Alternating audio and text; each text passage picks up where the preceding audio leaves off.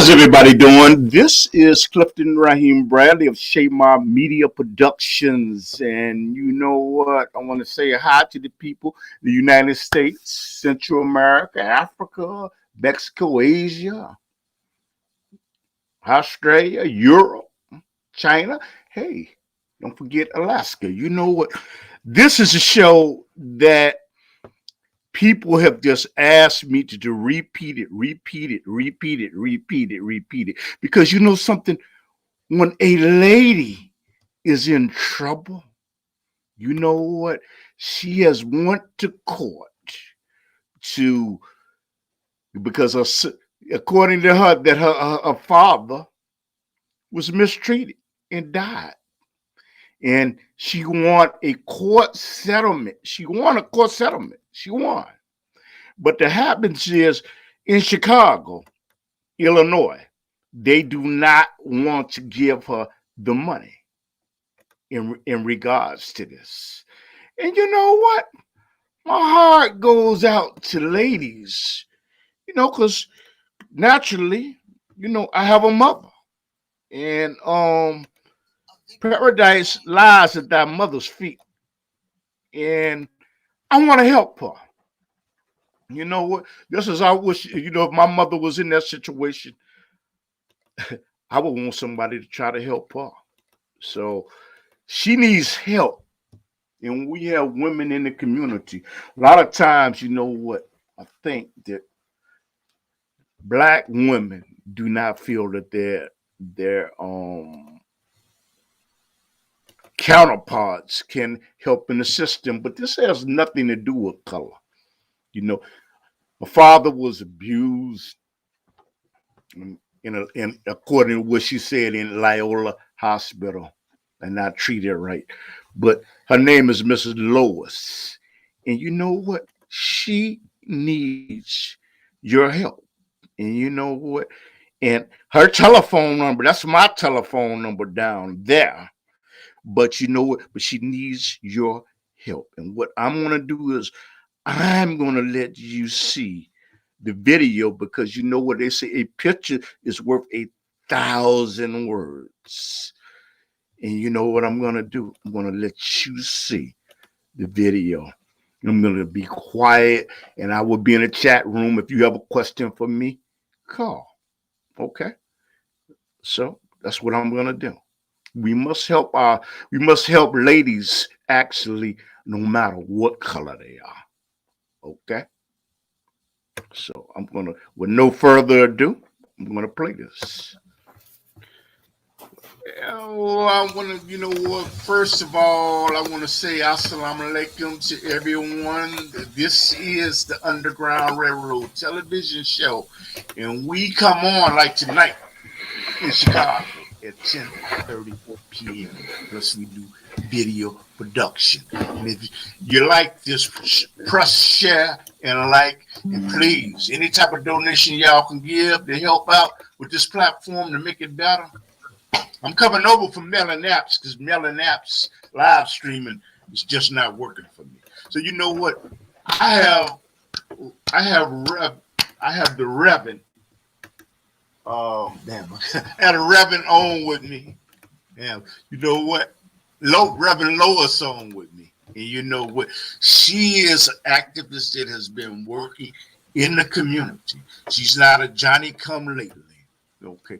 She had tutoring and all type of things. But I'm gonna let her, you know what? Tell the people something about yourself. And, thank you for accepting the invitation, okay? Thank you, Brother Bradley. Truly, it is a blessing and a privilege to be here alive and sharing with one of God's children the things that's been happening in the world. I was talking to Brother Clifton earlier. My name is Lois Trask, and I'm known as Reverend Lois. And I do believe that God has done wonderful things for all of us, and I would like to at this time just give him thanks first for the short prayer, if you don't mind. Our Father, which art in heaven, hallowed be thy name, thy kingdom come. Let thy will be done in earth as it is in heaven. Give us this day our daily bread, and forgive us our debts as we forgive our debtors. Lead us not into temptation, but deliver us from evil. For thine is the kingdom, power, and the glory forever and ever. Dear Lord, we come to you today, Father, as humble as we know how, just thanking you, Lord, for this day that we haven't seen before. We thank you, Lord, for our families, Father. Oh, Lord, those that are among us that are ill right now, my dear daughter, Lord, you know all about her. Have mercy upon her, Father. All the people who are sick right now, those who are listening to us all over the world, in the hospitals, in the nursing homes, behind the prison walls, look and have mercy upon your people, Father. We thank you for everything you've done, and we thank you for what you're going to do. Come into this broadcast and be in the midst of us. Thank you, Lord, for everything. These and all blessings in Jesus' name. Amen. Reverend, first, like I say, thanks again for accepting the invitation to come on the Underground Railroad television show. Not television show, I'm saying internet show. This is a TV show. We're going to make everything tonight. Okay. But I want to ask you, before we get started, can you tell people who you are? Who are you? Why is it important what you have to say? I am a friend of Jesus, and Jesus a friend of mine. Oh, I am a friend of Jesus, and Jesus a friend of mine. He woke me up this morning. He started me on my way. He gave me legs to walk. He gave me a mouth to talk. Oh, I'm in love with Jesus, and Jesus in love with me. And I'm Lois Trask, Rev Al Sharpton. I'm one of 10 children raised here in the city of Chicago, state of Illinois. And I have 4 children. I have been in this Chicago area all of my life. And I'm proud to say for 72 years. Graduating from the Dunbar High School, class of 1967. This is a little portrait of our 20th year. Our 20th year class reunion picture. You might not be able to see it too good, but some of the students are there from our 20th year class reunion. A lot of them have expired, but most of us are still here. So I thank God for the training that I received at Dunbar High School. We just lost one of our teachers. Anyway, we want to thank God for the teachers at Dunbar High School and all of those students who have worked together with the student council. Things were different back in those days. I've been in church all of my life, singing all of my life as a Trask singer. I have worked for the Department of Public Aid, the Chicago Board of Education, and the Department of Rehabilitation Services. Working for the state for over 31 years of my life, I've learned that the state is the most corrupt department there is to work for. Mm-hmm. And the people who are operating for us, supposedly, are really against Chicago. And so I'm just a person who, I'm a child of God. I believe that if we tell the truth and nothing but the truth, then the truth will set us free. And so I'm a person, I'm a pro se litigant. I don't believe that the lawyers and the judges are going to violate their oath ever for us. I believe that we're stuck with a lot of demons and people with demonic ideas and things that's going to hurt God's people. But then we have people like Clifton Bradley who comes along and he says, well, let's talk about this. This is going on, and let's see what we can do about this as a group, as a family. Because whether we were born together or not, we're still sisters and brothers in Christ. And we still, we have to be thankful for just being here. Regardless of the other problems that we have in life, just being alive, just breathing this free oxygen is just such a wonderful thing. So I'm a pro se litigant. Pro se litigant meaning that I represent myself in court. Mm-hmm. And it's not because I feel that Dunbar High School taught me so well in secretarial practice and what have you, whereas I can do better than the lawyers and the doctors and what have you. But I do know that if you know how to read and you know something about the legal procedure, then you really don't need a lawyer. And so I get off into that. But there's so many things that I do. Excuse me, you need to bring your camera just a little bit to your. I think you're right. Okay, because your head is being cut off. Okay. Okay. Oh, now we can see you, but you need to bring it down just a little. Bring it down just a little. Okay. Okay, go ahead. It's fine. Beautiful. Okay. So, getting off as a pro se litigant, that means that you're representing yourself in court. You're not allowed to represent anyone else, but you are allowed to represent yourself. And if you don't know really what you're doing, I find that the Google, Brother Bradley, will tell you exactly what you need to do. If you tell the Google the problem that you're having, it will tell you the solution. Now, I feel that we've gone through so much in life. I'm one of 10 children, born here in Chicago, Illinois. I was raised by the most beautiful mother and father that you could ever want to ever think of having, Clara Trask Sr. And my mother was a victim of the 9/11 Clara Trask. When the planes hit the 9/11, my mother was watching television, and at that point she became itching. She started itching all over. Nothing we could do to stop her from itching. And so what happened was that they finally went to Little Company Mary Hospital, and Little Company Mary Hospital placed a stent in my mother's stomach, somewhere next to the liver, and the stent, and also her eyes were yellow. Okay, and when they placed the stent in her, she was just like nothing had ever happened to her. She sang in church in her red suit and everything else after the stent was in her stomach. But then this Dr. Shaw at Little Company Mary Hospital. But people that don't know Little Company of Mary is, Little Company of Mary is in Chicago, but it's in Evergreen Park. Yes, thank you. It's in Evergreen Park. And Little Company of Mary, I feel to this day, is the better hospital of all of the hospitals so far. I think that Little Company of Mary has done some miraculous things through God. But anyway, what they did, Dr. Shaw, who is now our head over in the Rush Hospital. He's one of the chiefs at the Rush Hospital as we speak. Dr. Nakeem Shaw. And he assigned my mother to go to Loyola Medical Center in Maywood, Illinois. And there they allowed a resident by the name of Dr. Lee to perform surgery on my mother, replacing the stent that Little Company Mary had put in.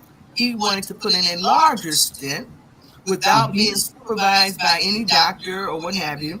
And Dr. Lee placed the stent inside of my mother's liver. And what is it, for people that don't understand what a stent is, can you give them clarification on that? This is a copy of the actual stent that was placed in her liver. This stent is about 6 inches long. That's my mother's actual blood stain, because after 7 days, they didn't know what doctor had placed this stent in my mother for 7 days. And so when they found out that it was Dr. Lee, a resident, this was in 2002, they assigned him to go in to take the stent out. And he's the one who took this particular stent out and put it in a garbage can. And this is what was used as evidence in trying to get some justice for the killing of my mother, Clara Trask. Excuse me, I want to, backtrack out. You know what? There's somebody out there that does not know what a stent is, and if you could give them clarification on that, please. What is a stent? Well, not being a medical doctor, or even having gone through any nursing classes, all I can tell the person who's curious about it, somebody out there might know. Here's the actual stent. This is what it looks like. But this stent was stuck inside the liver of my mother instead of on the side of the liver. Oh, wow. Caused her a great deal of pain. That's a stent. That's the actual stent. Okay.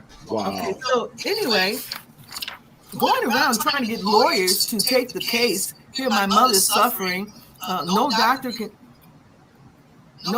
touch her because of medical malpractice, and they're giving her pain medication. And Loyola Hospital did her so. It was just ridiculous the way Loyola Hospital treated her. Mm-hmm. They put a colostomy bag on the side of her, and the colostomy bag was running over. I have a picture of my brother in the hospital with her. He had called the nurses to come to empty the bag or clean the bag, and nobody showed up. When I arrived, I called for the supervising nurse. Mm-hmm. And she took the bag and put it in a bucket, what you wash up it with, and said, "We'll come back to her later. We have other patients to see to." Loyola Hospital is the most prejudiced hospital that there is in Loyola, and now they're talking about everybody go there for this cancer detection and what have you. I'm telling you, I have pictures where they burned my mother from her stomach through her back from the radiation. They burned her. She was totally black. Totally burned her stomach. And again, there's a big picture of my beautiful mother and my father. And my mother suffered so because Dr. Lee. And do you know what happened to Dr. Lee? No, what happened to him? In 2002 is when he killed my mother. The Medical Association awarded him a medical license, and he's been at the Mayo Clinic as one of the head doctors there for years. Okay, since 2020, in 2004, they gave him a license in 2004, knowing that he killed my mother. Is he still practicing? Yes, he is. Yes, he is. And now, so because we couldn't find a lawyer to take the case, Brother Bradley, and having been a sworn-in paralegal myself and able to read, write, and count, $20,000 to open up a medical malpractice case that's already a shut and closed, open and closed case. There was too much money, and no lawyer would take it without, pro bono. They talk about you get a lawyer pro bono. That's a bunch of crap. They want money or they don't do anything. So anyway, as a pro se litigant, I opened up a case. My mother died 3 weeks after the stent had been taken out of her liver. And when he pulled the stent out of her liver, Dr. Lee said to me, "You might as well call your family because your mother will be dead in 30 minutes." And I said to him, "Well, did you get the stent out of my mother?"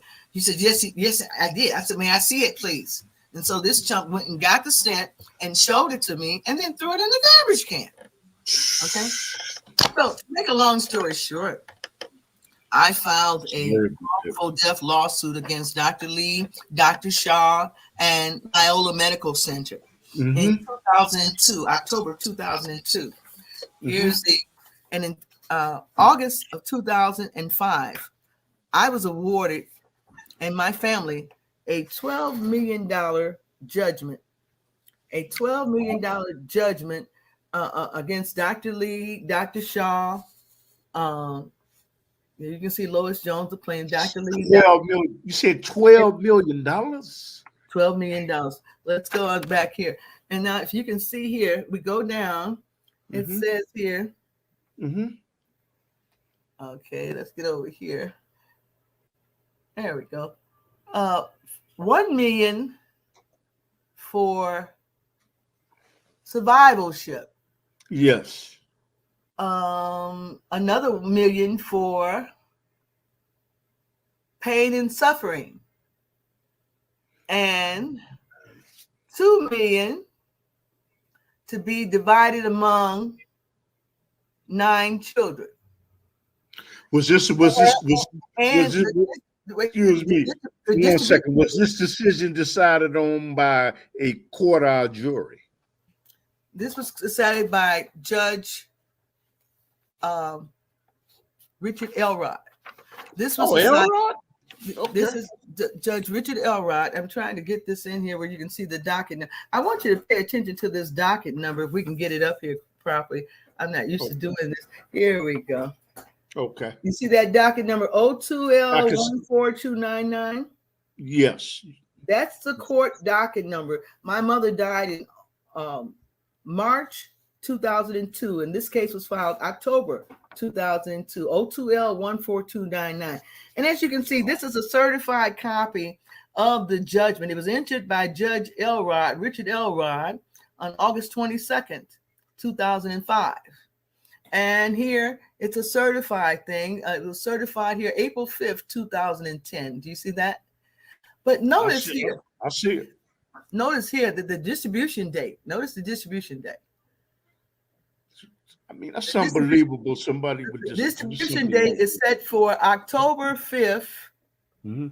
Okay, October 5th, 2005. You see that? That's the yes. That means they were supposed to have had the money there on October 5th, 2005.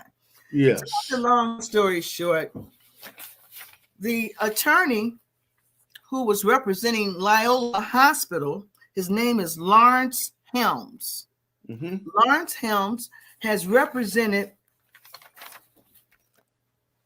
19 medical malpractice cases in the federal court, of which we have docket numbers. Anything that I say to you, I can give you docket numbers. Mm-hmm. And he has won 21 cases as of 2017. Yes. I don't know how many he's won since then, but anyway, Lawrence Helms, according to the Attorney and Disciplinary Commission, Lawrence Helms was never licensed to practice law in the state of Illinois. Are you serious? Do you see that? Do you see it? Lawrence Helms was never allowed to practice law in the state of Illinois. Lawrence Helms right there. You see his name? Okay. Yeah. Now, Lawrence Helms has won so many cases and he's given so much money to different lawyers. Here's the false appearance that he filed on my mother's case. He filed this and he said that he was an attorney. Here's his law firm right there on the form. Swanson, Martin, and Bell. They're all crooks. They're all crooks. They know that the man was not a licensed attorney, yet he owns Swanson, Martin, and Bell. He owns Swanson, Martin, and Bell. You know what I like to ask you? Why, if you have all of the evidence, why is it that a lawyer won't take your case? Because you've already done the leg work already. I don't understand if you can. Right. Well, that's a good question.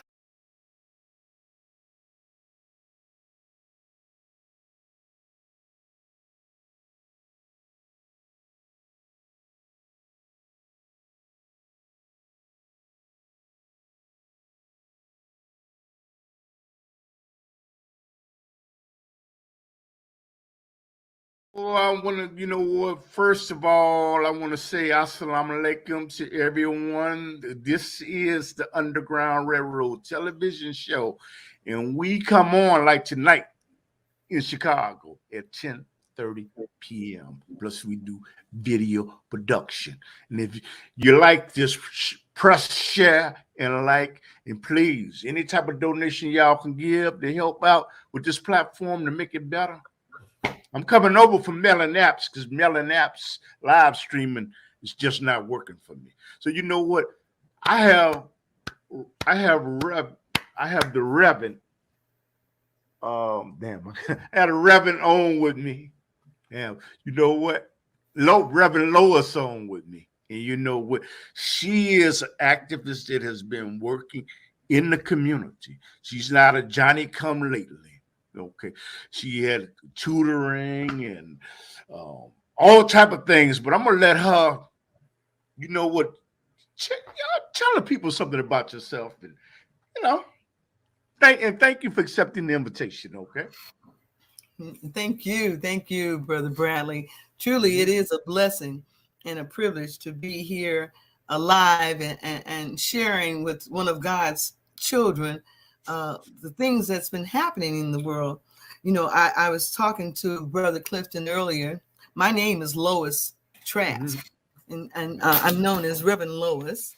And I do believe that God has done wonderful things for all of us. And I would like to, at this time, just give him thanks first for the short prayer, if you don't mind.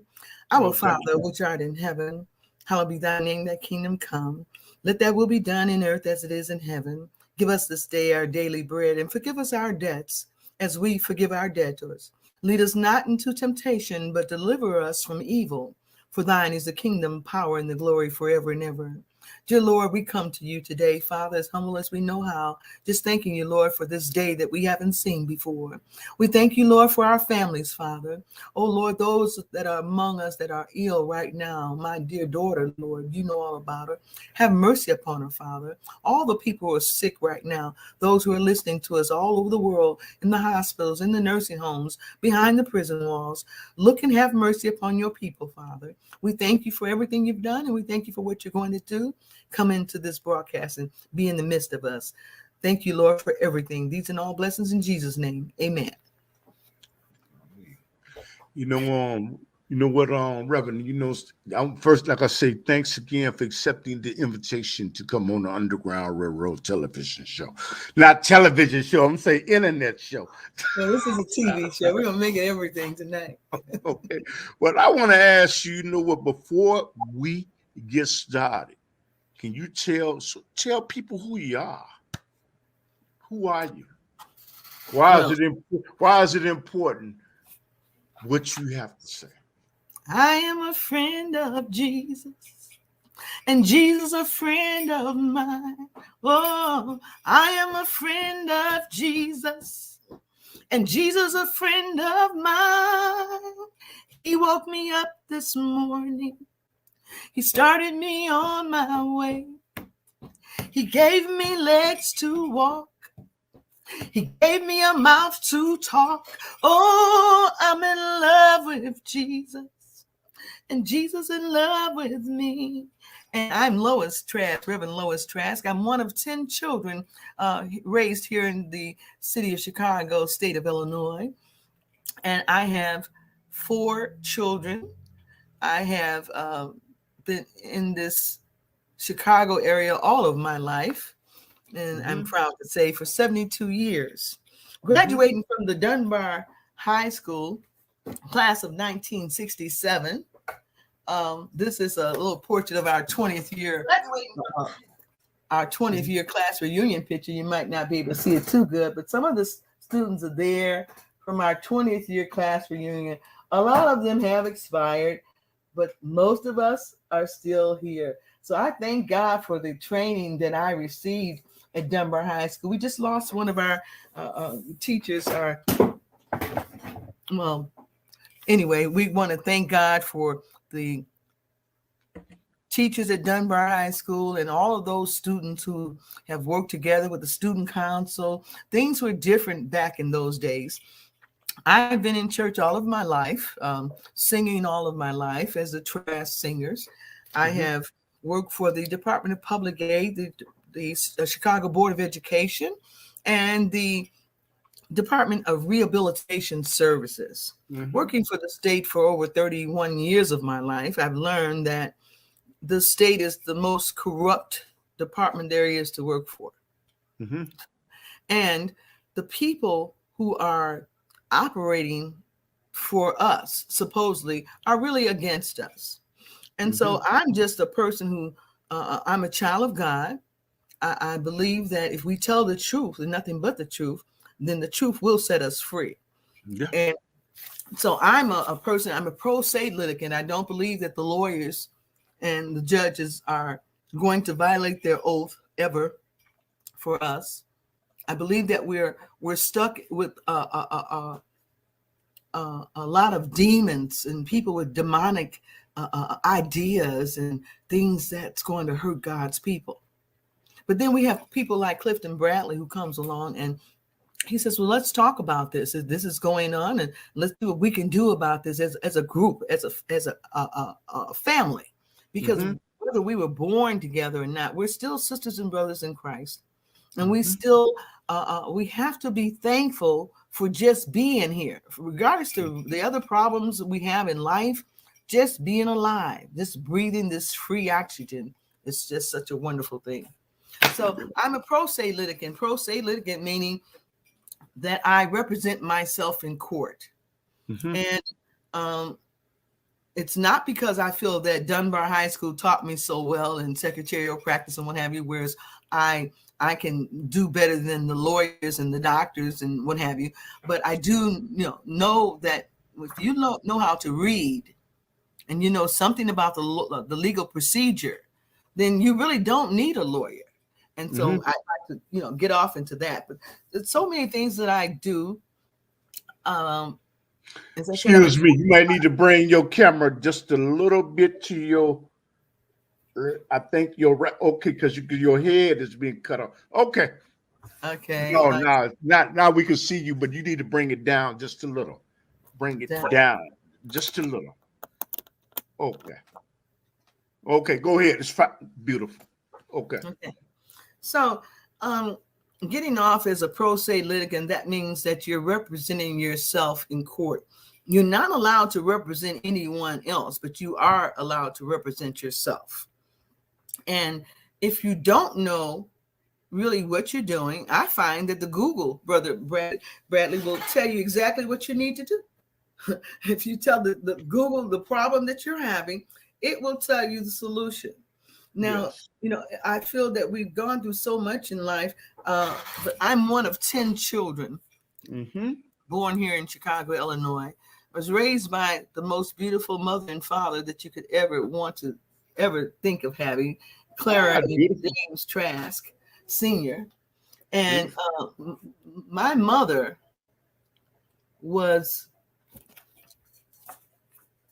a victim of the 9/11 Clara Trask. When the planes hit the 9/11, my mother was watching television, and at that point she became itching. She started itching all over. Nothing we could do could stop her from itching. And so what happened was that they finally went to Little Company of Mary Hospital, and Little Company of Mary Hospital placed a stent in my mother's stomach, somewhere next to the liver. And the stent, and also her eyes were yellow. Okay. And when they placed the stent in her, she was just like nothing had ever happened to her. She sang in the church in her red suit and everything else after the stent was in her stomach. But then this Dr. Shaw at Little Company Mary Hospital decided. People that don't know Little Company of Mary is, Little Company of Mary is in Chicago, but it's in Evergreen Park. Yes, thank you. It's in Evergreen Park. And Little Company of Mary, I feel to this day, is the better hospital of all of the hospitals so far. I think that Little Company of Mary has done some miraculous things through God. But anyway, what they did, Dr. Shaw, Nashawn Shaw, who is now our head over in the Rush Hospital. He's one of the chiefs at the Rush Hospital as we speak, Dr. Nakeen Shaw. And he assigned my mother to go to Loyola Medical Center in Maywood, Illinois. And there they allowed a resident by the name of Dr. Lee to perform surgery on my mother, replacing the stent that Little Company Mary had put in. He wanted to put in a larger stent without being supervised by any doctor or what have you. And Dr. Lee placed the stent inside of my mother's liver. And what is it? You know what? For people that don't understand what a stent is, can you give them clarification on that? This is a copy of the actual stent that was placed in her liver. This stent is about 6 inches long. Mm-hmm. That's my mother's actual blood stain, because after 7 days, they didn't know what doctor had placed this stent in my mother for 7 days. Mm-hmm. And so when they found out that it was Dr. Lee, a resident, this was in 2002, Mm-hmm. they assigned him to go in to take the stent out. And he's the one who took this particular stent out and put it in the garbage can. And this is what was used as evidence in trying to get some justice for the killing of my mother, Clara Trask. Excuse me, I want to, backtrack. You know what? There's somebody out there that does not know what a stent is, and if you could give them clarification on that, please. What is a stent? Well, not being a medical doctor, or even having gone through any nursing classes, all I can tell the person who's curious about it, somebody out there might know. Here's the actual stent. This is what it looks like. But this stent was stuck inside the liver of my mother instead of on the side of the liver. Oh, wow. It caused her a great deal of pain. That's a stent. That's the actual stent. Okay. Wow. Okay. So anyway, going around trying to get lawyers to take the case. Here, my mother's suffering. No doctor can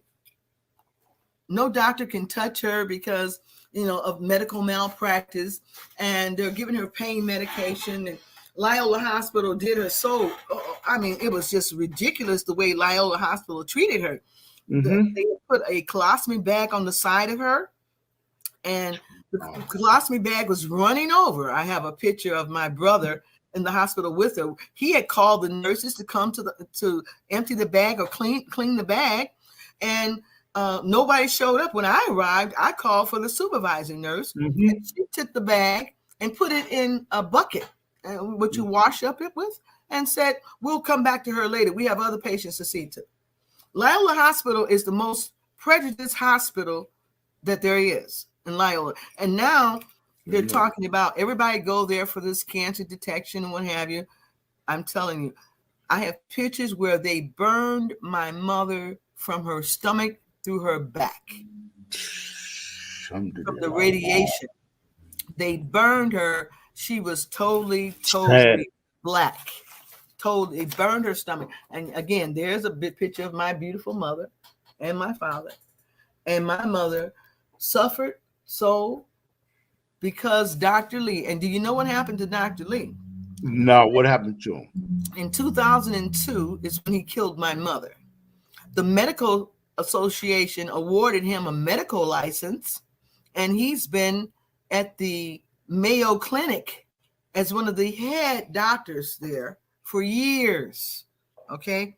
Since 2020, in 2004, they gave him a license in 2004, knowing that he had killed my mother. Is he still practicing? Yes, he is. Yes, he is. And now, so because we couldn't find a lawyer to take the case, Brother Bradley, and having been a sworn-in paralegal myself and able to read, write, and count, $20,000 to open up a medical malpractice case that's already a shut and closed, open and closed case. It was too much money, and no lawyer would take it without, pro bono. They talk about you'll get a lawyer pro bono. That's a bunch of crap. They want money or they don't do anything. So anyway, as a pro se litigant, I opened up a case. My mother died 3 weeks after the stent had been taken out of her liver. Wow. And when he pulled the stent out of her liver, Dr. Lee said to me, "You might as well call your family because your mother will be dead in 30 minutes. And I said to him, "Well, did you get the stent out of my mother?" He said, yes, I did. I said, "May I see it, please?" And so this chump went and got the stent and showed it to me and then threw it in the garbage can. Okay. So to make a long story short, I filed a wrongful death lawsuit against Dr. Lee, Dr. Shaw, and Loyola Medical Center in 2002, October 2002. And in August of 2005, I was awarded, and my family, a $12 million judgment. A $12 million judgment against Dr. Lee, Dr. Shaw. You can see Lois Jones the claim. Dr. Lee. 12 million. You said $12 million? $12 million. Let's go on back here. And now, if you can see here, we go down. It says here. Okay, let's get over here. There we go. $1 million for survivalship. Yes. Another $1 million for pain and suffering, and $2 million to be divided among 9 children. Excuse me. 1 second. Was this decision decided on by a court jury? This was decided by Judge Richard Elrod. This was Elrod? Okay. This is Judge Richard Elrod. I'm trying to get this in here where you can see the docket. I want you to pay attention to this docket number if we can get it up here properly. I'm not used to doing this. Here we go. Okay. You see that docket number 02L14299? Yes.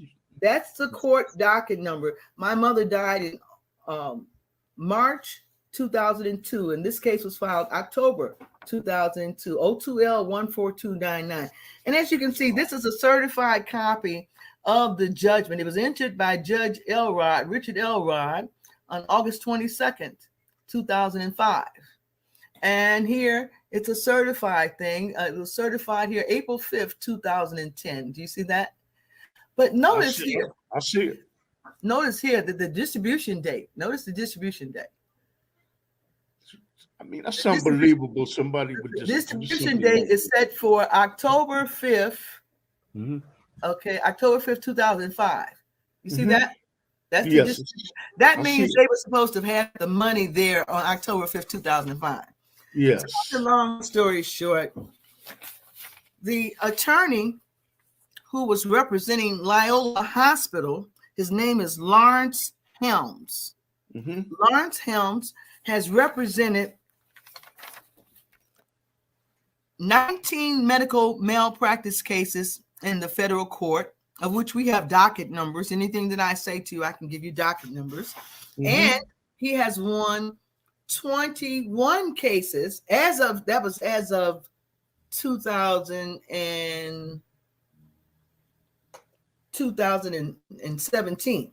Yes. I don't know how many he's won since then, but anyway, Lawrence Helms, according to the Attorney and Disciplinary Commission, Lawrence Helms was never licensed to practice law in the state of Illinois.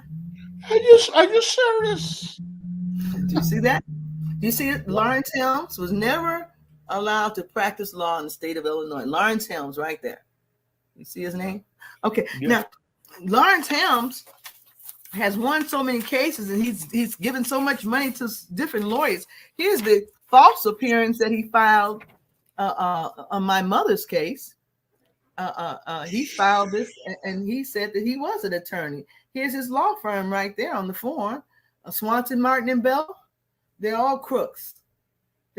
They know that the man was not a licensed attorney, yet he owns Swanson, Martin, and Bell. He owns Swanson, Martin, and Bell. You know what I like to ask you? Why, if you have all of the evidence, why is it that a lawyer won't take your case? Because you've already done the leg work already. I don't understand if you can. Right. Well, that's a good question. But what I want to say is that because the chief judge, Maddox, in 2007, changed the docket number. Now, mind you, the money was supposed to be paid in 2005 under 02L14299. The chief judge, Maddox, changed the docket number to 07L1342 over my objection. But now there was no money ever entered in 07L1342. And the statute that he used to change the docket numbers was obsolete. Okay? Hadn't been used since 1987. And he did this in 2007. And so Dorothy Brown, our clerk of the court, she was the one who initiated a false, they fraudulently placed a brand new case in the courts in 2007 when he changed the docket number, claiming that I was not satisfied with the $12 million judgment that because there was three defendants. There was three defendants, Loyola Hospital, Dr. Lee and Dr. Shaw, and each one of them had to pay severally $4 million. It's a lot of so money. it's really $12 million because they did not really, at this point, there should be interest on the $12 million. You know what I mean? There should be interest. But by them changing the docket number, they went until 2012 and said, we're putting both of these cases together and we're dismissing these cases because Lois had no right to represent her mother. So Judge Elrod was so smart when he entered the order. Plus, they had been barred. I had barred the defendants, even though they hadn't filed an appearance. That's why the default judgment was granted. And they only had 2 years to vacate the default judgment. But what happened was that Judge Maddox, the chief judge, and and Lawrence Helms got together. Lawrence Helms sent him a letter. I got the judgment was entered August 22nd, 2005. Lawrence Helms, the imposter attorney from Swanson, Martin, and Bell, sends a private letter to Judge Maddox, Judge William Maddox, who's the chief judge in the law division. And he says, there's going to enclose is a courtesy copy of an unusual. Let's see if we can get that in the screen there. No, I guess we can't get, but it says enclosed there's a courtesy copy. Let me read it. Enclosed is a courtesy copy of an unusual motion set for a hearing on September 8, 2005 at 10 a.m. So they went in, Lawrence Helms and Judge Maddox, and vacated the judgment. And so when I went, they did this on September 8th and did not notify me. So Lord have mercy. When we went in to collect from Judge Elrod on October 5th, he says, Judge Elrod says, well, I can't do anything. He says, they stopped all of that. He said, Judge Soriano. So Judge Soriano, he's still on the bench too. Judge Soriano, I cannot, you know what, this is mind-boggling to me because you know what I don't understand. You have documentation proving that you won, and you have the settlement numbers tabulated. I can't put my mind around it. If you have evidence, I don't understand how they not capture the money. I don't understand. The reason why I won is because they never filed an appearance on the case, on the O2L case. And they wanted to start all over with a new case that Dorothy Brown and Judge Maddox opened. I knew nothing about the case, but they opened it in my name and used a pauper's petition to do it and got away with it. And somebody used forgery then, huh? Somebody forged your name. I call it fraud. No, they took the same complaint that I had in 2002 when my mother died. They just put a new, yes. Yes, that's what they did. The same complaint, but they didn't even service anybody. You need to come over just a little, because your face is out of the picture. Okay, there. Okay, you're good. Okay. They didn't service anybody in the case. Okay, in the 07L case, you have to serve a person, number one. And I went to the Supreme Court, appellate court, and listen, the Supreme Court appointed Judge Maddox to the law division. Okay. So all of the cases and that's been tampered with and dealt with by Lawrence Helms and Judge Maddox, and there's another one, Kathy Flanagan. She's another one there that, she is really treacherous. And they're not doing what the law says do. They're doing what they want to do. She claims she took my mother's case home one night. And move over. You're out of the pitch. You're out of the pitch again. So, okay.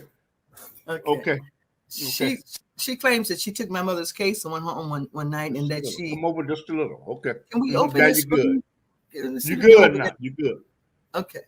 So anyway, she took the case home one night, and every case that we ever had, Kathy Flanagan dampered into it, and she's the one who put both cases together and dismissed both cases. Okay. And she had no jurisdiction to do anything with the 02L case, nor the 07 case, because until there's service in a case, there's no jurisdiction. No judge can do anything. But the appellate court said, oh, Judge Maddox was right in changing the docket number from 02L 14299 to your 07. face is, excuse me, your face is like on half of the picture. Now you good. But go ahead. Mm-hmm. Okay, well, you can hear me. You can Yeah, I hear can me. hear you.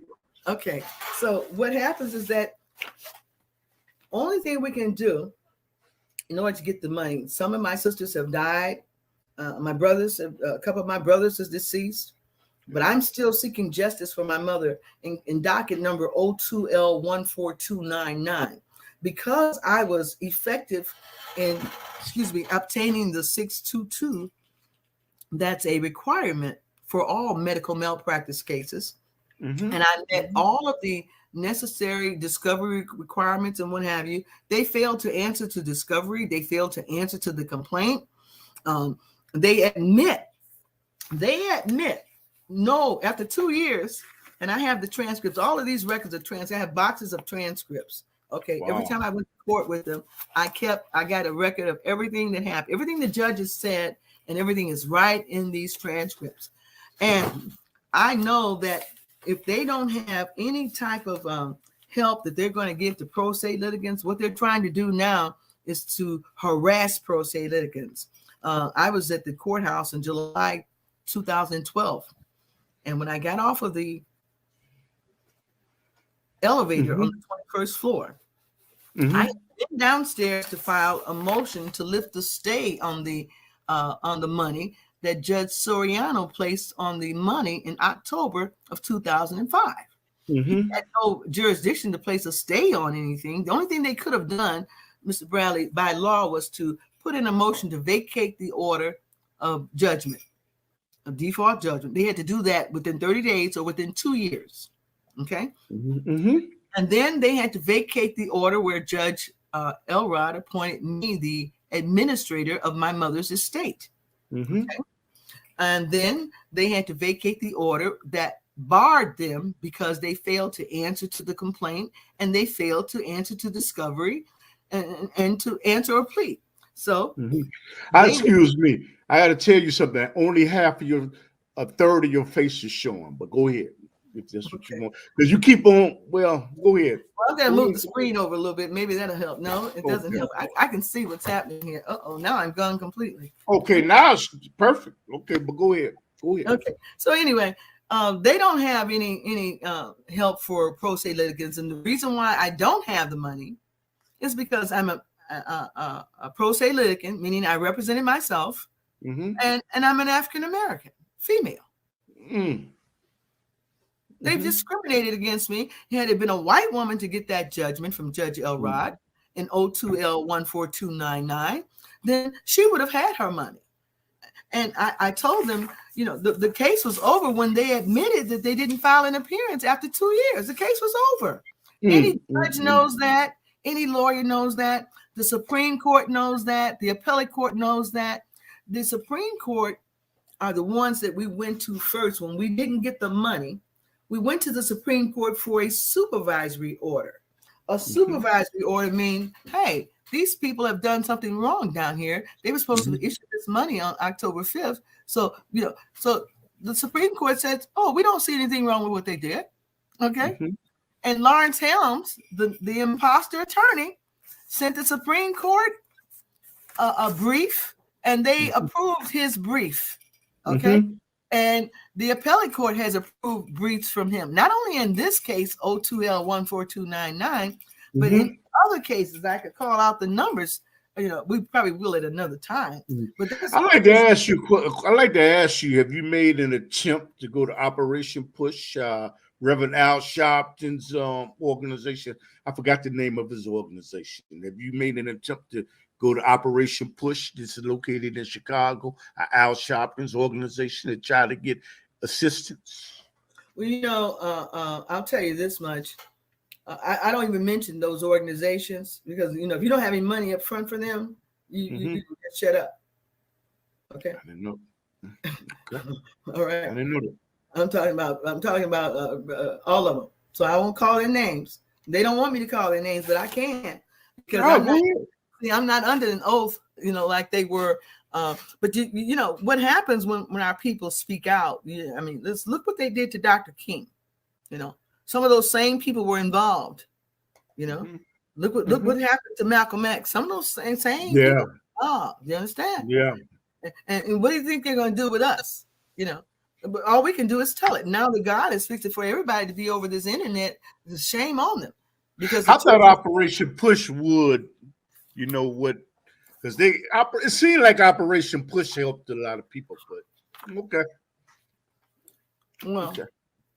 Well, that's opinion. That's your opinion. I say that, you know, well, that's your opinion.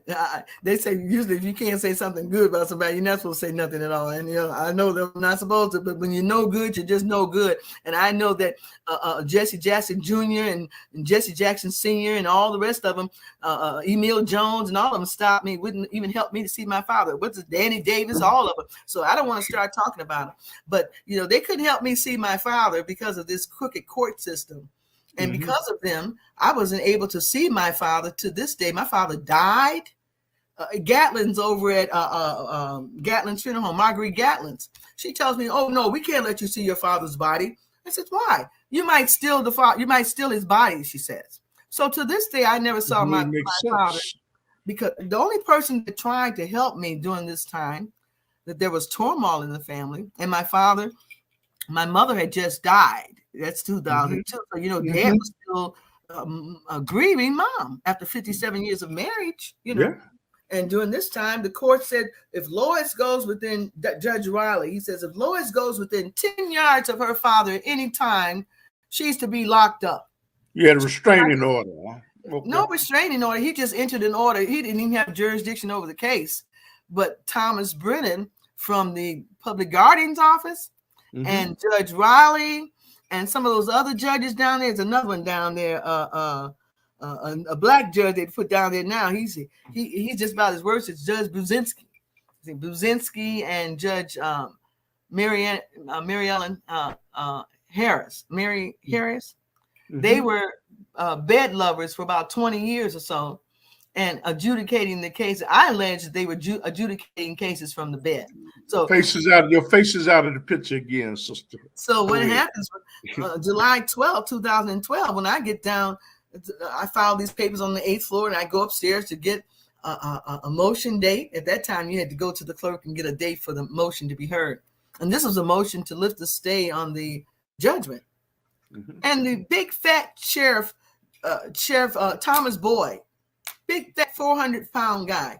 When I stepped off the elevator on the 21st floor in the Daly Center, July 12, 2012, he grabs me when I stepped off the elevator, he grabbed me and he hit me in my head with his fist. And he says, "Didn't they tell you not to file any more papers on this case?"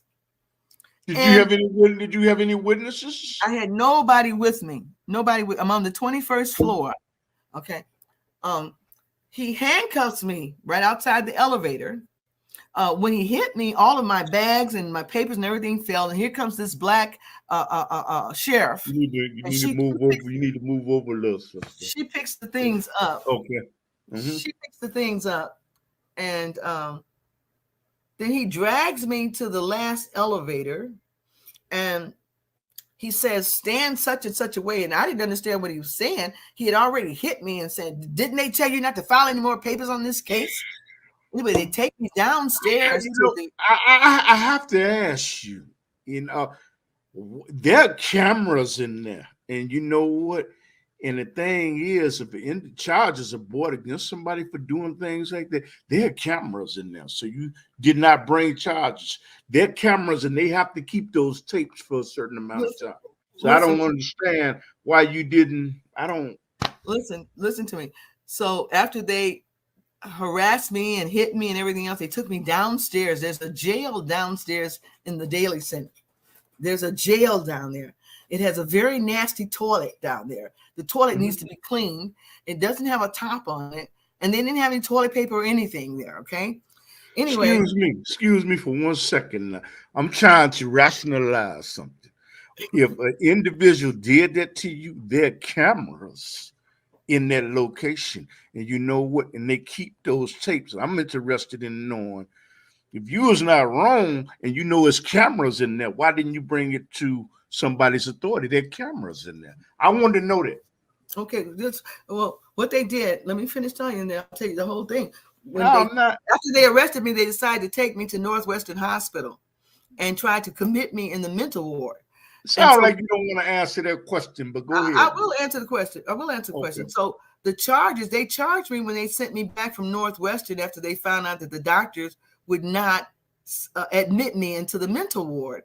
They took me back to the Daily Center, fingerprinted me, 11:30, 12 o'clock at night, they put me out, okay? So I filed a lawsuit against them. All of the sheriffs who hit me, who arrested me, Northwestern Hospital, I had the ambulance because the ambulance took me from the Daily Center to Northwestern Hospital. Luckily, my son was outside driving around waiting for me to come out from filing these papers. So anyway, the officer says that, well, the doctor told him that, well, we can't admit her. She seems intelligent enough. If she needs her a psychiatrist, she can get her own psychiatrist. So they had to let me go. They took me back to the Daily Center. Then they charged me with trespassing to state-supported land. So we went to court 4 or 5 times. I had a public defender. Of course, I want a jury trial. Whenever you're not guilty, you never go in without a jury trial. You know, and some people have been guilty and gone in on a jury trial and got out of on a technicality. But I asked for a jury trial. So then the public defender, he's going to, no, just take 2 years for trespassing and trying to talk me into taking 2 years. And my dear friend, Mama D, she told me, she said, you didn't do anything. She said, don't you take that. Don't you take that from them. This and that. So I told her, no. I told her, no, I'm not going to take that. And we wanted a jury trial. So the judge had them to turn all of their records over to me. And that's when I found that Judge Flanagan had written a note to the sheriffs saying, Lois Jones is going to be in my courtroom on such and such date, and I'm going to need special attention for her. They claimed that's the reason why they grabbed me off the elevator. That wasn't even a court date. I had my house slippers and everything else. I wasn't even dressed for court. So anyway, finally, after going to court, demanding a jury trial, you know what they did? And I also motioned to dismiss it because it was fraudulent. I was not trespassing. Come to find out, they had to drop the charges because the Daily Center is not owned by the courts. The Daily Center is owned by a private entity. And only that private entity could tell me that I had to stay off of that land. So they had to drop the cases, but that's still on my record that I was arrested for trespassing on state-supported land. Kim Fox wouldn't do anything about it. The judge denied my motion to quash it and give me my fingerprints back. So they want to do anything they can to Negroes. That's what it is. Because we have our rights and because we are fed up with what they have done to our people, they've been doing it. They're going to continue to do it. There's nothing we can do about it. What can we do? You know, pray. That's all I know how to do. And that's what I'm still doing.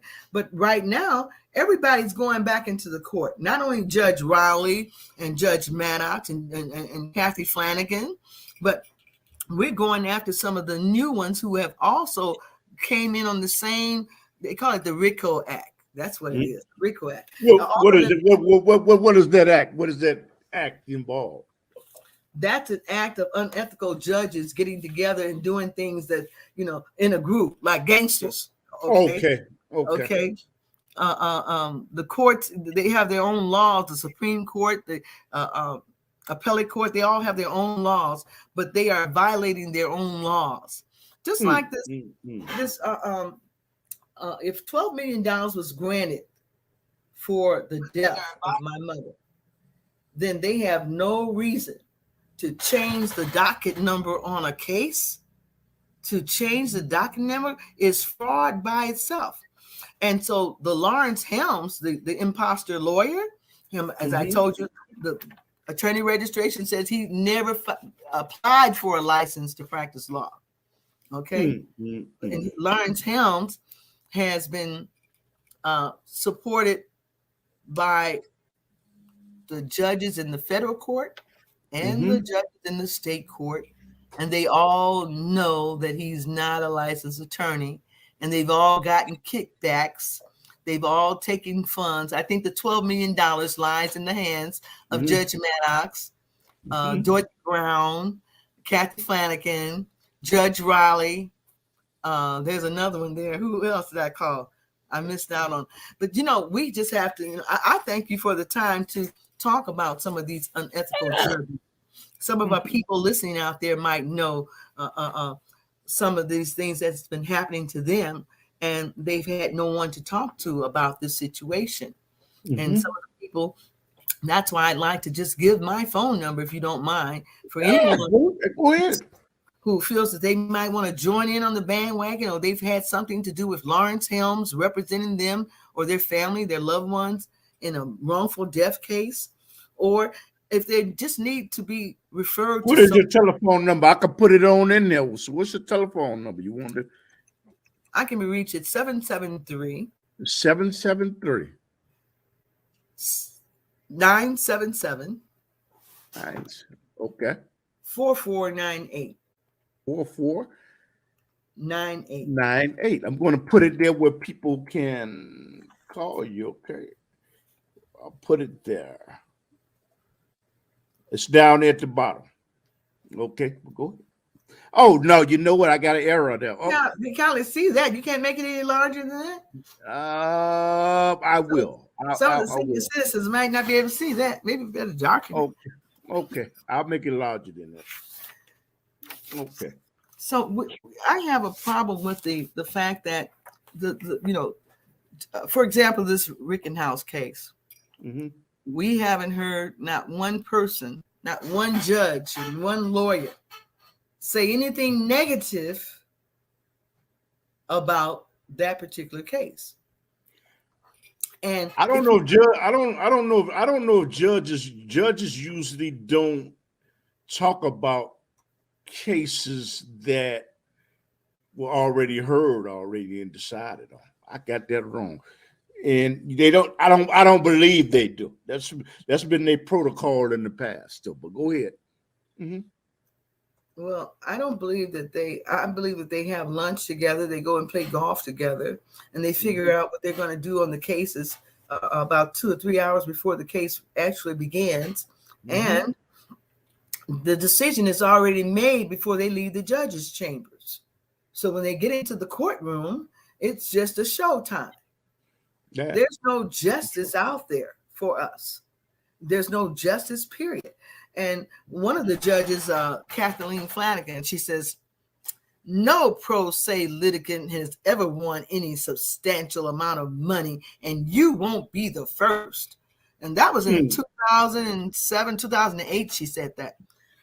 Excuse me, she's the one who canceled the cases. I said to her, well, I won the money in 2005. What are you talking about? Now whether I get the money is another horse of different color, but I won the money in 2005. And until somebody vacates that order, but it's too late for them to vacate the order. Have you made an attempt to get the federal government involved in this? Oh, yes. I wanted to bring that up. I'm glad you brought that up because the feds were informed about this when they first changed the docket number in 2007. The feds were informed in writing about Lawrence Helms representing all of these cases and not being a lawyer and owning Swanson, Martin, and Bell law firm. And the FBI, Mr. Cooney or Rooney, whatever his name is, I have it written down, but he says, don't call us anymore about any more complaints about Lawrence Helms or Judge Maddox. They don't want to hear any more complaints about it. And when I called the police about them changing the docket number and taking the $12 million, they said, well, we can't do anything about it because it's over $500. So we're going to forward it to the FBI and they will take care of it. So you see what I'm saying? They're all in this thing together. They're all in Yeah. it together, and they're all against us, But I always said that if I have to come out of the grave to get the money for justice for my mother, I'm going to keep on going. There's no statute of limitation on fraud. Okay? So are you looking for? You know what? Your telephone number is there. Are you looking for a lawyer to assist you? Not at all. Okay. Not at all. Now, I mean, I could give you the names of at least 30 lawyers or what have you, including the Crocklin organization. Okay. Johnny Cochran's group, and they're all really, as you said earlier, the case has already been won. All I needed to do was to collect. And according to the order, I was supposed to have collected October 5th, 2005. So that never happened to this day. And the case has never been vacated. So how can she just come in and get the case and just dismiss it? And she never even adjudicated the case. But they can do it's mind-boggling to me. I don't get it. You know what? You won the case, and you have documentation as evidence that you won the case, and they don't want to give you the capital. They don't want to give you the money. I don't. You know what? It's like I don't understand. I understand what you're saying. I don't understand their actions. I don't get it. It's got to be somebody that you can go to in a higher position. I just told you the Supreme Court. The Supreme Court is involved in this fraudulent act. The appellate court is involved in this. They have gone against their own. The Supreme Court. They're the ones who said that Lawrence Helms is not an attorney. It's from the Supreme Court. You see that? The Supreme Court. They're saying that he's not an attorney, but the Supreme Court granted his brief. Okay, they granted his brief, and really, I only went for a supervisory order. I was not appealing the fact that I won $12 million. I was asking for a supervisory order to make them obey the law, obey the court order, or make the other party, make the other party come in and. Make the other party come in and have at least file an appearance. They could have at least said, okay, we had an accident. We allowed Dr. Lee to cut on her mother and put the stent in the wrong place. We were guilty of that. We're sorry that happened or whatever. To this day, they never even admitted to that. Okay. They never admitted to that. They never answered to the complaint, period. In either one of the cases, the 02L14299 or the 07L1342. Go on. So let me ask you something though. So what is going to be your recourse of action now, and what do you want people to do to help you? Well, number one, everything costs money. Everything costs money. I'm working for a $12 million judgment. I've had people from our card club donating for stamps and papers and ink and what have you. And we've been doing it. We have boxes and boxes of things on this case. And whatever that they feel they can do, somebody might have a legal mind out here that they've been trying to utilize for quite some time. There might be an attorney out there who's been disbarred. Who might want to tip in and say, well, hey, you can do this, and you don't have to tell them I told you or whatever. Any advice, whatever God sends my way, whatever help, financially, mentally, physically, I'm all for it. I'd like to be able to help a lot of people who are unable to help themselves, and by making referrals. But if we make a referral right now, who would be the attorney that you would make a referral to, that you would trust right now?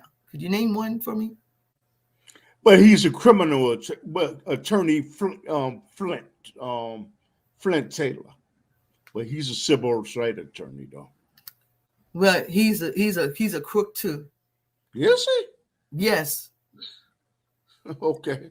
How many civil rights cases has he won? And I've had cases with Flint Taylor. Flint Taylor is just a front. And there's another guy out there with him, Footamore or something like that. Yeah. Footerman, something like that. Flint Taylor and Footerman. Boy, please. They're all in it. Any of them that are licensed licensed to practice law. They are all under an oath. They cannot talk about one another. They cannot go against one another.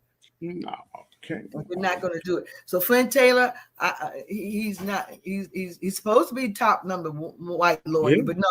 He's. Do you know any person he's really got a nice settlement for? You know what? What was the guy's name? I think Mr. Porter. Mr. Porter. I forgot what Mr. Porter did though. You're not talking about. You're talking about. Oh, not Howard Morgan. You said Porter. No, not Howard Morgan. Mm-hmm. Howard Morgan. It's sad what happened to Howard Morgan. He got, for people that don't know who Howard Morgan is, I think he got shot 27 or 25 times. 28 times. 28 times. Mm-hmm. And you know what? And went to jail by the Chicago police officers. He got shot by the Chicago police officers, and he was an officer, wasn't he? Mm-hmm. Yeah, he was for the railroad. For the railroad. Oh, okay. Yes. Okay. And so they shot that man 28 times, put him in jail, found him guilty. I know. We were at the trial. They found him guilty. And the bottom line is that he had no gunpowder on his hands, period. So how could he have shot anybody if there was no gunpowder on him? But when they found out that he was going to live, they went to the hospital and placed him under arrest in the hospital. His wife told me this, okay? Yeah, I had his wife on my show one day, Yeah. You know what? And she did everything she could for him. She did everything she could. She sold her home and her jewelry and everything else for her husband's defense. And during the trial, those lawyers that he had wouldn't even object, okay? And I'm telling everybody out there right now, if you're in trial and there are no objections made during the trial, then you have no grounds to appeal, period. You don't hear your attorney or you make some objections during the trial. And objections means there's something wrong, that's not right, or that's not true, or whatever. But if there's no objections, then you can go to the appellate court all you want, and you will not, you will lose. Okay. There's no objections. Now, in R. Kelly's case, we can talk about that too. I want to talk about that because nobody else is going to talk about that. You move your head over. You keep on. You shifting your body. I'm getting comfortable. I'm getting very comfortable talking about this. This is a joy in my life to talk about this. And thank you very much again, Brother Bradley, for this opportunity. Thank you. The honor is mine. Oh, you're more than welcome. Mr. Robert Kelly, I know they tell me he's done some very nasty things to a lot of people. And I know, for one, my girlfriend who raised him when he was like 12 years old, when his mother put him out. And she called me to hear him sing. And he was okay, but I told him he was okay. He was playing the piano and everything. He was a little boy. And he somehow or other, he got beside himself. Even after I told him, I said, well, he sound okay. About 3 or 4 years later, that boy popped up with, I believe I can fly, making all kinds of whatever. And he had an attitude with a lot of people, I understand. Okay. Even my girlfriend who assisted him, and she used to take food down to the studio for him. Her name was Dolores Hood. And Robert told her, everybody loved her cooking. She's a very good cook. Okay. I even love Dolores' cooking. And he told Dolores, oh, when I ask you to bring me food, you don't bring food for everybody else. And she says, well, Robert, I'm paying for the food and they have to eat too. Well, what did I say? So she stopped taking him food to the loft because of his attitude. Very arrogant. Yeah, he probably had, you get up in fame, you get a little arrogant, what have you. Now, this man has been a famous man, into money, and there's hundreds of women that claims that he screwed them or had sex with them. Let's put it that way. We're on national television, right? He had sex with these women. He had to be a mighty good man to have all the women anyway. So they say he was licking or pissing on them or whatever they claim he was doing. I, as a paralegal, a sworn-in paralegal at that, I did not hear one of them say, he hurt me. I did not hear one say, here's a police report number. I didn't hear one says, here's a doctor bill. So all of this is coming up because this guy decided that he's going to make a song whether the white man wanted to like it or not. And so because he wasn't obedient to the master, they're whooping his tail worse than they did Zimmerman for killing McDonald. The boy's already been in jail. And for what? But let me ask you something. There's something called statutory rape. Okay. So what I'm saying is if you are manipulating a minor to do things that are unconscionable in that area when it comes to sexuality, that is against the law. Well, if there's no police report, if there's no parent who was concerned enough to go to a station and fill out a police report, it couldn't have happened. It might not have happened. But these young girls nowadays, they know more than us older, especially the senior citizens. I had one that was on the bus. I'll tell you, that's why I got a little used car, because I was on the bus, and there was about 4 people on the bus, including myself, and 5 with the bus driver. But this little couple got on, and the little girl's dress was maybe to her hips. Her skirt was to her hips, and he had his pants down to his hips, and they're standing right behind the bus driver. They didn't go to sit down. They're standing behind the bus driver, just smooching and kissing, grinding. Nobody on the bus said a word. And the girl must have been about 18. He must have been about maybe 19, whatever. And nobody said a word. So I stood and I said, well, I think you need to take that to the hotel. And she says to me, you old bitch, you just jealous because you ain't got nobody kissing on you. She said, what you doing riding that bus anyway? How come you ain't in a car? What you doing? You old. I said, you know what? I said, you got one more time to call me old, and I'm going to have this bus driver to stop this bus, and I'm going to have you arrested for insulting a senior citizen. Yeah. So then the guy stepped over to say something in her behalf. And I said to him, I said, what's 9 times 7? He looked at me. And he just went and sat down. He went and sat down. He didn't say no more. But I want to go back to what I originally said. When a older man is with a younger woman, you know what? That is classified as statutory rape. Okay. Only if charges are pressed. Only if charges are pressed. Yeah, that's true. You can't say, you didn't see him with the little girl. They said he did it. But if he did it and he didn't get caught, especially when we look at the Rickenhouse case, when we saw he did it and he didn't get caught, and he did it. We all know he did it, killed 2 people. Yeah. So we didn't see there's no evidence on R. Kelly saying that he killed nobody. No blood was shedded. Nobody went to the hospital. There's no doctor reports. Plus, they utilized all of the information. They flew these people, the witnesses from Chicago, to testify. They gave them overnight hotels, Saturday night, Sunday night, Monday, Tuesday. They all testified against R. Kelly. Wednesday, they all were sent back home to Chicago. All right. And R. Kelly was found guilty. Now they're coming in and they're charging him here in Chicago for these same charges that New York has already charged him with. The same witnesses, like somebody's dumb. The lawyers know what they're doing. They know what they're doing. It's double jeopardy. There you go. It's double you don't jeopardy. Have to be a lawyer to know that. It's double jeopardy. I like that. I like to pose another question to you. Why would an older man want to manipulate somebody that's old enough to be his daughter to put her in a position like that? You know what? Wow. All I can say is that it happens. It happens. And when something comes as a result of that sexual affair, there's nothing you can say, because if the woman was gullible enough to lay there and she wasn't hurt and she went back to get it several times, believe me, she liked it. She either liked it or she liked the money she was getting. Yes. Yeah.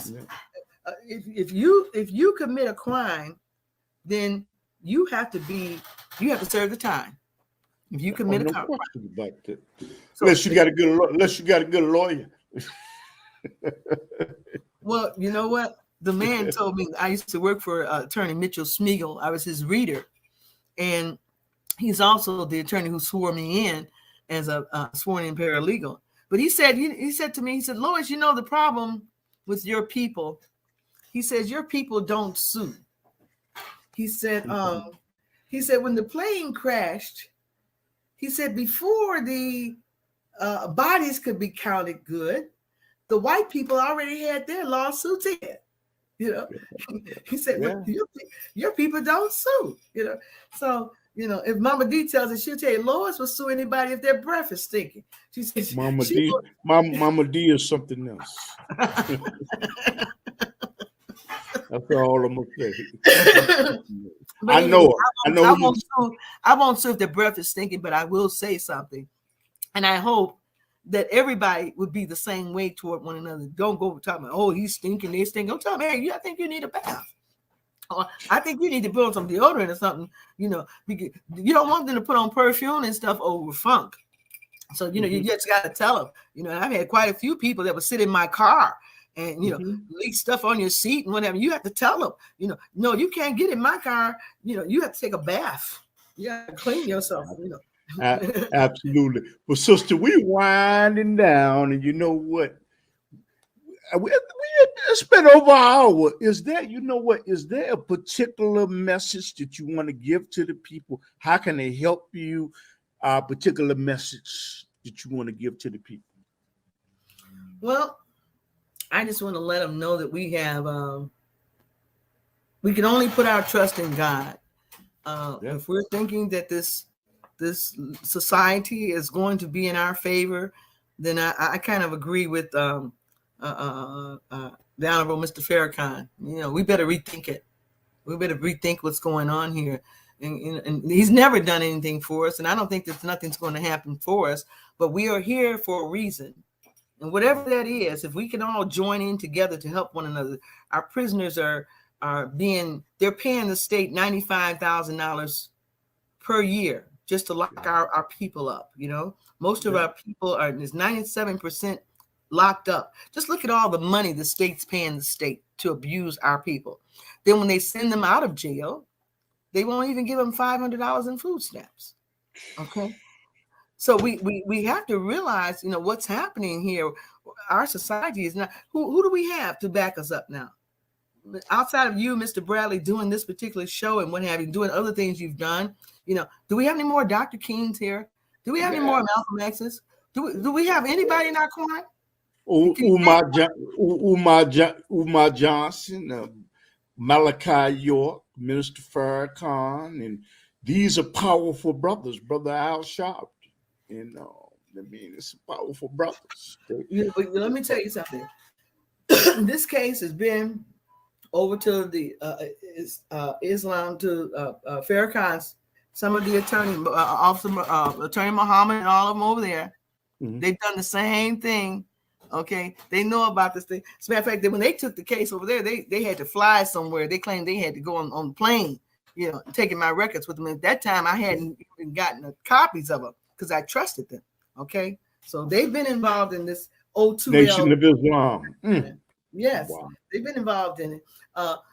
And I was going to join them. I said, well, whoever helps get this $12 million, whatever denomination it is, that's where I'm going to join. So I want to be in that number.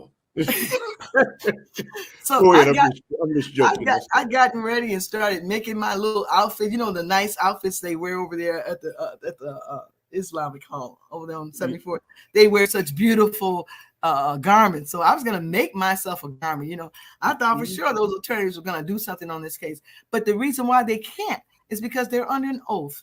And, people, we're God's people, no matter what, rich, poor, money is not going to make us rich. It's the love of money that's the evil. We all need the money to survive, but the love of it is what's wrong. And so if we can get money to help one another and give to one another, support one another, this is the way they'll finally understand there's a group out there that's really powerful. But, we have to be under the cover still because, our lives are at stake just for talking about it. Yeah. And, I tell people, her telephone number to help her out in the endeavor. Her telephone number is 1-773-977-4498. And you know what? We're gonna have to do this again, Yeah, let's do you so. know what? In case we The don't. Underground Railroad, you know what, is a television show that comes on in Chicago on Can Television at 10:30 p.m. Plus, we do video production. And I'm asking y'all, please make a donation to my PayPal account because I am working to build a platform. So I am appreciative if it's $1. You know what? It's all God's will. But you have to help. You have to help the Reverend. You should help the Reverend, and it's the right thing to do. Okay. Excuse me, And could you that's put why the I put email a telephone number up there. Could you put the email address up there, please? Who, me? So, yes, could you put the email, the Lois Trash 23 up there? Yeah, I will put it there. Hold on for 1 second. Okay. Hold on for 1 second. I know I got it written down. Just 1 second. I'm stumbling and just type another one. I'm stumbling and fumbling and just type this in, brother. Just type this in. I got it. Okay. I'm looking right at it. Okay, LOIS. Okay. 23 at gmail.com. This is our email address right here. That's it. And I'm going to put it in there right now. Okay. There it is. No, it's TR, not TH. TRASK. Oh, I'm sorry about that. That's okay. I'm sitting here. I'm multitasking, and I'm sorry about it. I'm trying. You're doing a great job. We've been trying to do this since about 2:00 today. God is good, and we finally did it. And it didn't take us long. We really thought it was going to take. Well, Melon. We used the right app. We used the right application. Like I said, Melon. Who are we on right now? Are we on Melon now? No, we're gonna StreamYard. No. Okay, StreamYard. Okay. Yeah, so no, not Melon. Yeah, I want to share that. We tried people that want to use Melon app. You do what you want to, but you know what? It didn't work for us. Okay, and StreamYard, in my opinion, is far superior to Melon live streaming apps. Actually, I'm gonna start doing some promotions and hey, that's what I'm gonna start doing. But you know what? Like I said, help her out. And people that look at the Underground Railroad television show, you know what? Email her, call her, and you know what? Do everything. And I'm gonna put her number up one more time. Okay, that's her number to help her out and share this video because you know what? We have to help each other. You know what? We only put here for a minute. So, like I said, please make a donation to my website. I'm asking. I ain't begging because you know what? I only beg the creator. So, I want to thank you, you know what, for accepting the invitation to come on the Underground Railroad television show again. We come on every Saturday night at 10:30 on Can Television. And say hi out there to Minister Williams if she gets a chance to see this. Well, listen, you do the same for me, and thank you again for this. And it's pretty soon all of the unethical judges and lawyers and everyone who's not doing the right thing, they will be taken care of. So all we have to do is continue to pray for one another, love one another, and have a Merry, Merry Christmas and a Happy New Year in case we don't see each other again. God bless you. Love you all. But I know all you got to do is put a prayer on them. Once you put a prayer on them, all day long. He never fails. He's been good to us. Ain't no doubt. Yes. You know what? It'll make the enemy do things for you that they wouldn't do under normal circumstances. Because after it's all said and done, the Lord above is in control. He's in control. That's right. And nobody like it. And listen, another thing is that he never fails. Yeah, because he never the lion lay down with the lamb. We might think that he's failed us, but he hasn't failed us. He just wants us to love one another. He wants us to help one another. And all of you all who are out there, let's send a donation to Underground The underground has done so much work for us and been in our corner all the way through. This Underground Railroad is something that we all need to support. And I'm definitely going to send a donation for your time and your efforts. And again, I thank you for allowing me to be here. There's a lot of things we need to talk about more. Feel free to call me anytime, would be okay, or email me. And if so, I will respond to you as soon as possible. I am working on a project right now, whereas I could use a couple of typists to help me get something filed in the federal court. I could use some lawyers' expertise on some ideas on how they feel a strategy might work. But either way it goes, within the next 2 weeks, I hope to be filing this grand lawsuit on all of these so-called demonic people. Mm-hmm. Okay. And again, I would, you know what, I'm asking people to share this share this below. You can share to YouTube, to Facebook, to Tumblr, to share this, because help this lady in the plight. Because you know what, this could be your mother, or your grandmother, your aunt, or your cousin. But you know what? But woman is the first teacher, and you know what? And we have to protect the woman and women in the community, and not abandon them when they put out a distress signal like this. So I like to leave with that. You know. Well, good night, everyone. Love you all. All right. Take care, my sister. Okay. And thank you again. God bless. All right. Assalamu alaikum, everybody.